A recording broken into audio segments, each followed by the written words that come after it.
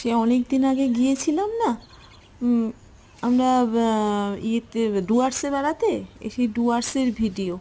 তো যে রিসর্টে আমরা উঠেছিলাম সেই রিসর্টে ভোরবেলা তুলেছিলাম। পেছনে ধানক্ষেত, ডুয়ার্সের পেছনে গরুমারা ফরেস্ট, জঙ্গল, আর জঙ্গলের মধ্যে তো হাতি ফাতি ছিল, সেগুলো আমরা দেখতে পাইনি।